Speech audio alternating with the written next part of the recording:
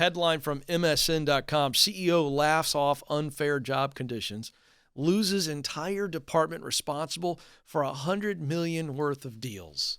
Well, of course he did. What? This is happening. This is why I'm saying, folks, the world of work is shifting beneath our feet. And I'm telling you, the people are rising up. They are just making bad bosses pay, and I'm here for it. Many employees who feel underappreciated by the bosses go so far as showcasing their successes without boasting in order to be acknowledged. In a job, feeling underappreciated or unappreciated can take different forms. When a worker has consistently performed well at a job but still has not received a promotion, it just leads to deflation. They just deflate.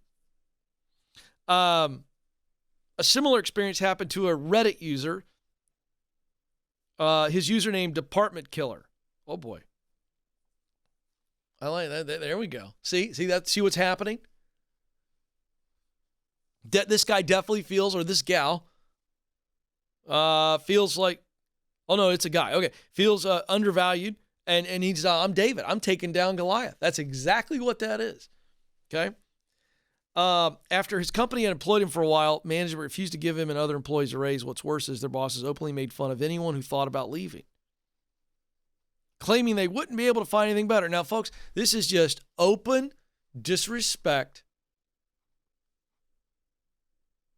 It's this open case of not treating people with dignity. The nerve to laugh at people and say, well, you're not going to find anything better. So here's the story. This is from his Reddit thread. My old company was a fairly large real estate investment trust, roughly $10 billion. I was a part of a very niche M&A shop that was typically the black sheep of the company. It felt like anything we did was just a hassle, and it wasn't really worth the company's time to entertain our acquisitions anymore. I was part of a minuscule size deal team. There were 3 of us, including myself, who closed about 60 deals per year. Every year, the company has a meeting where the entire company, 300 people, meets at a hotel. As a part of this event, anyone in the company is allowed to send in anonymous questions to the CEO, and he will read or respond if he thinks it's something worth talking about. So I decided to submit a question. How do you plan to retain, because 5 people had resigned from other departments in the company. Here's his question. How do you plan to retain talent when there are other companies offering 2 times the money with half the workload? The CEO decided this question was hilarious and read it aloud laughing and responded, if you find that job, with finger quotes, you better take it. Goodbye. Okay. All right. So we got a little tennis match here. Like, you're going to fire that question at me. I'm going to come back at you. After being treated pretty terribly the last 1.5 years, I decided that was the final nail in the coffin. I spoke with one of the recently resigned coworkers about his new company, and soon after, a recruiter from his company reached out to me. I went through the interview process and got the job. I more than doubled my pay when taking the 20% end-of-year bonus into account, and I even got a $10,000 signing bonus. Now, this is exactly what I was talking about earlier in the program. Right here. Okay? People leaving, getting signing bonuses, plus a bump in pay. Okay? And this is the competitive world we are in right now. You know, when I grew up I'm a child of the 80s. I grew up in the 80s, the big thing was Russia and the United States, right? And it was the space arms race, and both countries were trying to outrace each other to get more, Star Wars, the idea of, nuclear weapons in the sky, and it was a race, and who was going to outspend who, and who was going to be the biggest, baddest country on the planet. And so it was just this race. It was one up, one up, one up. And that's what's going on with workers and salaries right now. There's real estate employees. Another firm's coming in and grabbing them, giving them a 20% bump and paying a $10,000 signing bonus. This is real. But more importantly, the CEO who has his head in the sand, who's arrogant and doesn't care, because here's the deal. Even if the CEO doesn't think that the person who submitted this anonymous question can do that, why would you read it and then scoff about it? So first things first, I'm all about free speech. I'm all about you got your right to your opinion. I'm all for that. Okay.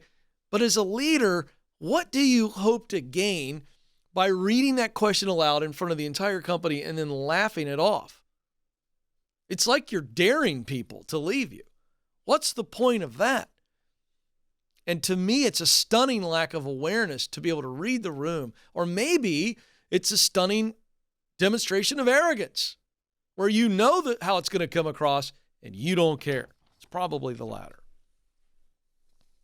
I also, as I gave notice to my wonderful manager who taught me everything I know, and this is the sad part. This guy is recounting leaving a leader, a manager that he really loves. CEO, arrogant, clueless, a lack of awareness, hurts not only him, but his own leadership team. This is a person leaving a manager that he actually loves. I gave notice to my wonderful manager who taught me everything I know. She first told me she hates that I'm leaving, then confides that after 7 years of working at the company, she's ready to move to greener pastures as well. The final coworker standing was not hard to convince as he saw 52 deals suddenly pile onto his desk while he was already underwater doing the same 80-hour weeks that I was doing. I worked with him to help him spruce up his resume. After 2 interviews, he was given the verbal job offer with an in-writing letter expected next week. All said and done, all 3 of us left. The 3 people in the division, in the team, left. All of them doubling their salaries. Every year, bad leadership costs organizations billions of dollars and so much time beyond the money. Just the time and effort to replace people, productivity dropping. And in this case, who knows how much money was lost because all 3 people walked. Because an arrogant leader, whether he was clueless in his arrogance or he was intentional in his arrogance, devaluing people devalues companies. And I don't know when leaders are going to look up and figure it out. I reported on this show not too very long ago from an internal memo at Amazon in multiple marketplaces. Amazon executives are worried that they're going to burn through people that or even be able to work for them because the burnout and the dropout rate is so high. They're saying we in the Phoenix area may run out of people who could actually work for us. Arrogance, a lack of awareness, treating people as though they are nothing more than pawns on your chessboard of your corporation. And it is going to catch up. If you devalue people, leaders, listen to me, you are eventually, and maybe quicker than you realize, devaluing your own company.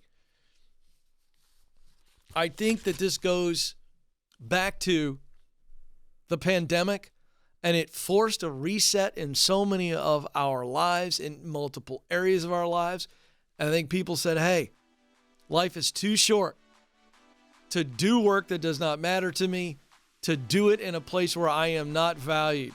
And the sands have shifted, leaders, and you're going to sink quickly if you don't wake up and start loving people